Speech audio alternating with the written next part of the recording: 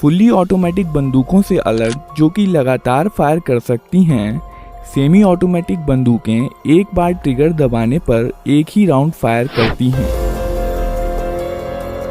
यह एक 9mm semi automatic पिस्तौल है। इस वीडियो में हम देखेंगे कि सेमी ऑटोमेटिक हैंडगन्स और पिस्तौलें कैसे काम करती हैं। यह एक कारतूस या कार्ट्रिज है। इसे मैगजीन में लोड किया जाता है जिसमें स्प्रिंग और फॉलोअर इस पर दबाव बनाए रखते हैं।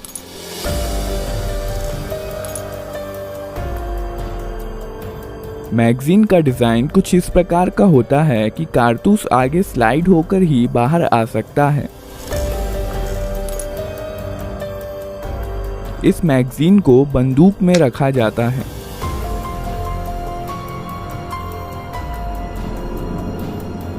यहाँ पर बंदूक के अंदर के महत्वपूर्ण पार्ट्स दिखाए गए हैं। बंदूक को पहली बार फायर करने के लिए रिकॉइल स्प्रिंग के अगेंस्ट स्लाइडर को हाथ से पीछे खींचा जाता है।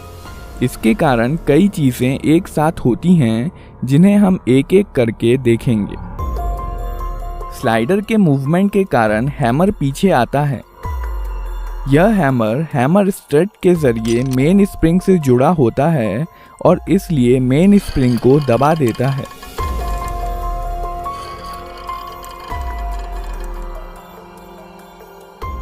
यह सीयर है। यह हैमर के मूवमेंट को कंट्रोल करता है। जब स्लाइडर पीछे जाता है तब सीयर लीफ स्प्रिंग के दबाव में हैमर के साथ एंगेज हो जाता है और हैमर को वापस जाने से रोकता है।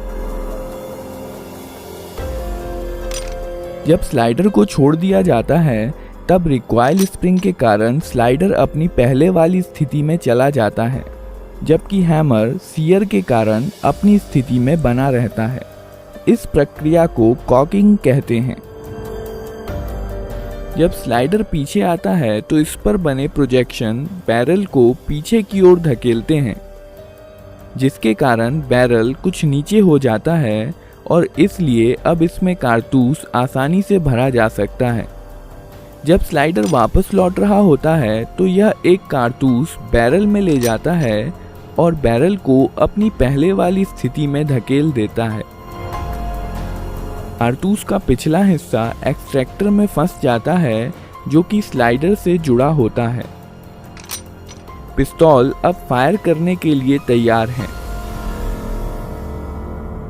जब ट्रिगर दबाया जाता है, सीयर डिस्कनेक्टर के माध्यम से धकेल दिया जाता है,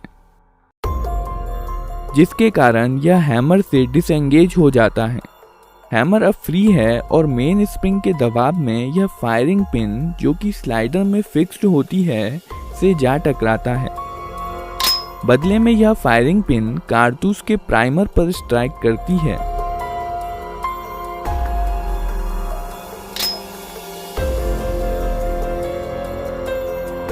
प्राइमर में इम्पैक्ट सेंसिटिव एक्सप्लोजिव होता है जो फायरिंग पिन के टकराने की वजह से जल जाता है। इसके कारण कारतूस में रखे पाउडर में आग लग जाती है, जिसकी वजह से बहुत सारी गैसेस पैदा होती हैं और इस प्रकार बुलेट के पीछे की जगह बेहद हाई प्रेशर गैसों से भर जाती है। इसलिए बुलेट पर पीछे से बल लगता है, जिसके कारण बुलेट बहुत तेज गति के साथ बैरल से बाहर निकलती है। बुलेट के बाहर आ जाने पर यह गैसेस एटमॉस्फेयर में चली जाती हैं और अब यह बुलेट पर कोई बल नहीं लगाती हैं और बुलेट अपने मोमेंटम के कारण आगे बढ़ती जाती है।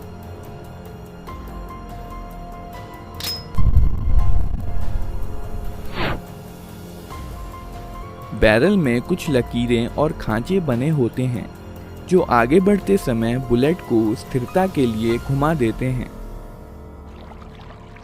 यह गैसें बंदूक पर भी समान और विपरीत बल लगाती हैं, पर चूंकि बंदूक काफ़ी भारी होती है इसलिए इसका एक्सेलरेशन बुलेट के मुकाबले काफ़ी कम होता है और इसलिए यह पीछे की तरफ ज़्यादा गति प्राप्त नहीं कर पाती। विस्फोट की कुछ एनर्जी स्लाइडर को पीछे धकेलने में इस्तेमाल हो जाती है। केस या खोखा स्लाइडर के साथ पीछे आता है और इजेक्टर की मदद से बाहर निकाल दिया जाता है।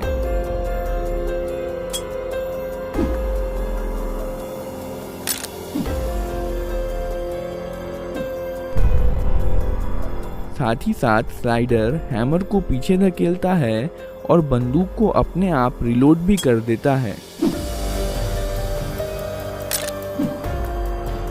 और अब बंदूक अगला राउंड फायर करने के लिए तैयार है। ट्रिगर दबाने पर सीधे सीयर पर धक्का नहीं लगता है, सीयर डिस्कनेक्टर की मदद से धकेला जाता है। जब स्लाइडर पीछे की तरफ जाता है तो इस पर बने स्लॉट की मदद से यह डिस्कनेक्टर को नीचे की तरफ खिसका देता है। अब ट्रिगर और सीयर अलग हो गए हैं और इसलिए ट्रिगर दबे होने पर भी सीयर हैमर के साथ एंगेज हो सकता है। जब ट्रिगर छोड़ दिया जाता है तब डिस्कनेक्टर लीफ स्प्रिंग के दबाव के कारण स्लाइडर के स्लॉट में चला जाता है और अब बंदूक फिर से फायर की जा सकती है।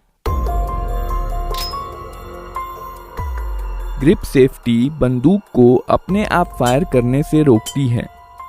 जब बंदूक को हाथ से पकड़ लिया जाता है तभी ट्रिगर डिस्कनेक्टर के जरिए सीयर को मूव कर सकता है।